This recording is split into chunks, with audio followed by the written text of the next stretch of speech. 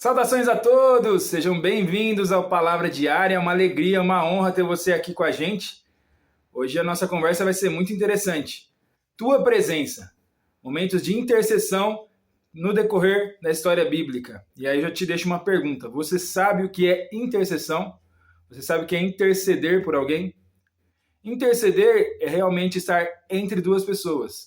Entre. Ceder vem de proceder. Você está procedendo de uma pessoa para outra pessoa, pedindo um favor, um rogo, uma clemência de uma pessoa a favor de outra.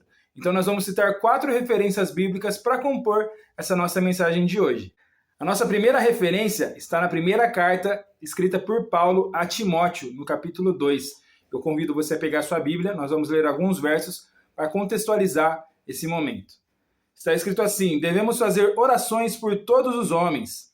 E Paulo escreve: admoesto depois, antes de tudo, que se façam deprecações, orações, intercessões e ações de graças por todos os homens, pelos reis e por todos os que estão em eminência, para que tenhamos uma vida quieta e sossegada, em toda piedade e honestidade. Porque isto é bom e agradável diante de Deus, nosso Salvador, que quer que todos os homens se salvem e venham ao conhecimento da verdade.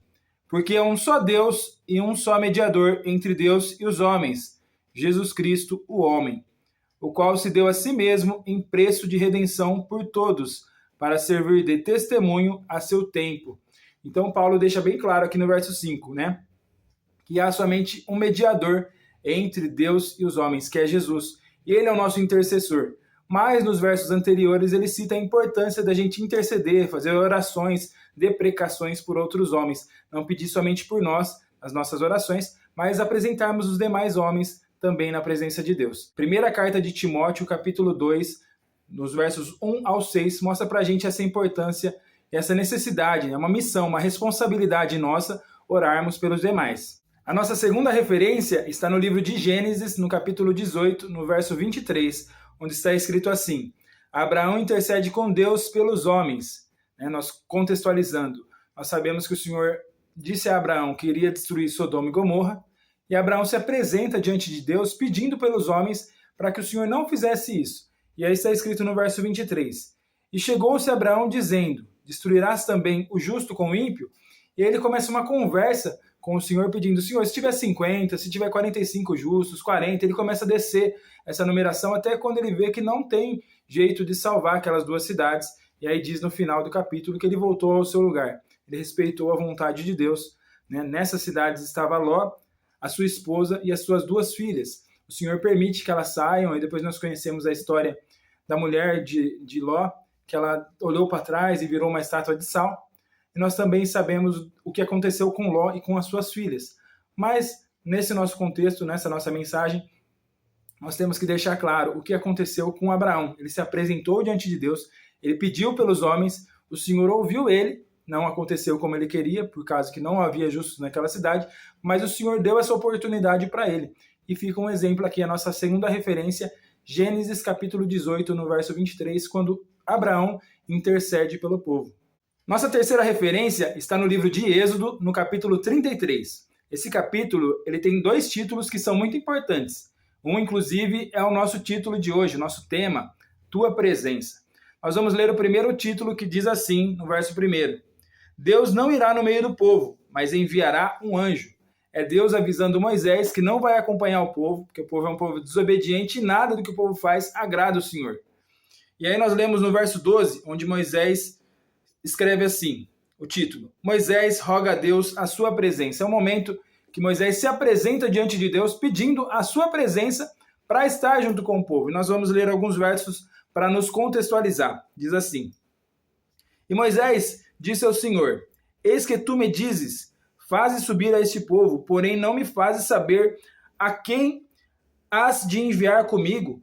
E tu dissestes: Conheço-te, por teu nome também achaste graça aos meus olhos. Agora, pois, se tenho achado graça aos teus olhos, rogo-te agora que me faças saber o teu caminho, e conhecer-te-ei, para que ache graça aos teus olhos, e atenta que está essa nação é o teu povo. Disse, pois, irá a minha presença contigo, para fazer descansar. Então disse-lhe: Se a tua presença não for conosco, não nos faça subir daqui. Então, nós lemos nesses versos, realmente, Moisés pedindo a presença do Senhor e pedindo para ele, não faz a gente subir daqui se a tua presença não estiver conosco, porque não faz sentido a gente continuar sem o Senhor. É um dos momentos de intercessão mais lindos que nós vemos na Bíblia. Enquanto nós vemos o pedido de Moisés e vemos a resposta do Senhor. Verso 17 diz assim: Então disse o Senhor a Moisés: Farei também isto que tens dito, porquanto achaste graça aos meus olhos e te conheço por nome. Então Moisés fez um pedido, o Senhor viu que era bom, Moisés achou graça aos olhos do Senhor, e o Senhor realizou o pedido de Moisés, cuidando do povo, estando junto com o povo. Então Moisés não pediu só por ele pediu também pelo povo. Não foi uma oração, Senhor, me abençoe, esteja comigo. Não, esteja com o povo, é o teu povo. No capítulo 32, a gente vê Moisés dizendo, Senhor, o que vão dizer as nações sobre ti? O que vão falar os outros povos? Esse é o teu povo. Então ele não se coloca em primeiro, ele coloca o Senhor, o povo e depois ele. Essa é a nossa terceira referência, um momento muito bonito, muito lindo de a gente ver. Moisés pedindo pelo povo. Êxodo 33. A nossa quarta e última referência está escrita no Evangelho de João, no capítulo 17. O título diz assim: Oração de Jesus pelos seus discípulos. O nosso Senhor Jesus, aquele que deu a vida por nós, e sem ele nada nós somos, ele fez uma oração pelos seus discípulos e eu convido você a acompanhar alguns versos dessa leitura. A partir do verso 9, diz assim, João escreveu: Eu rogo por eles, não rogo pelo mundo, mas por aqueles que me deste porque são teus. E todas as minhas coisas são tuas, e as tuas coisas são minhas, e nisso sou glorificado. E eu já não estou mais no mundo, mas eles estão no mundo. E eu vou para ti. Pai Santo, guarda em teu nome aqueles que me deste, para que sejam um, assim como nós. Estando eu com eles no mundo, guardava-os em teu nome.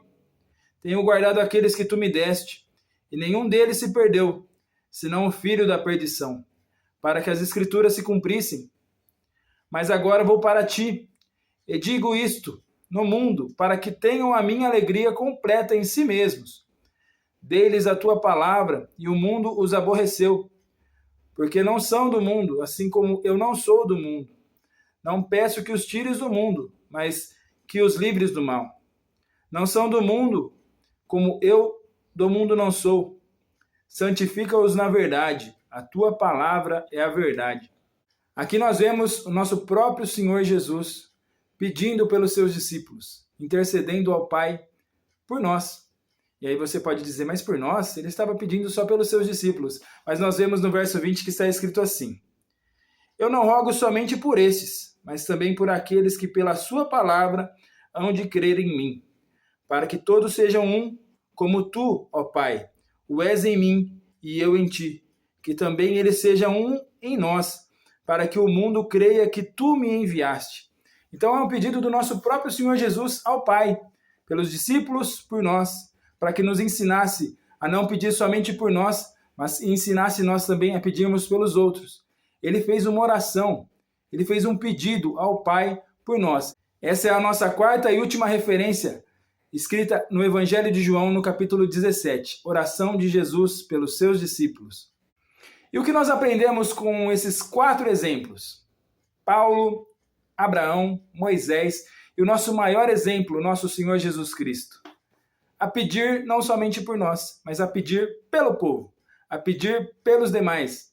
Se vocês acompanharam todas as leituras, você pode perceber que tanto eles não pediam somente a salvação da carne, mas eles pediam uma proximidade com Deus.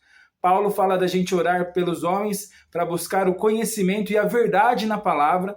Abraão, ele queria aquele povo contaminado, pecaminoso, perto de Deus. Moisés também, ele pedia a mesma situação, para que o povo estivesse junto com Deus e Deus junto com o povo. E Jesus, ele pede para o Pai, Pai, esteja neles como eu estou em ti, eles estejam em nós. Então é um pedido que vai se repetindo ao longo da história e que fica de exemplo para nós, para que nas nossas orações nós possamos pedir para outras pessoas e não somente quando a gente ajoelhar para orar, Senhor, faça por mim, eu peço por mim, eu tenho tal situação, eu tenho tal causa. Não, mas que nós possamos pedir por todos aqueles que estão ao nosso redor, até aqueles que não conhecem a Jesus. Nós queremos ou não queremos que o Senhor esteja perto de todos. Não é somente uma salvação da carne, não é somente uma bênção material, mas é uma proximidade com o Senhor. Isso é evangelizar, isso é estar próximo de Deus e próximo daqueles que nós amamos também. É um exemplo que nós recebemos do nosso Senhor Jesus e daqueles que o seguiram.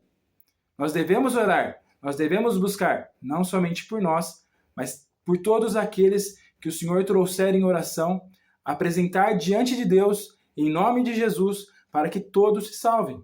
Assim como o Senhor deixou, santifica-os na verdade, a tua palavra é a verdade. Que nós possamos falar da palavra, mas também que nós possamos apresentar todos em oração. Essa é a nossa mensagem. Convido a todos, se inscreva no canal, compartilhe essa mensagem e vamos juntos, sempre firmes, na leitura da Bíblia Sagrada. Deus abençoe grandemente a todos.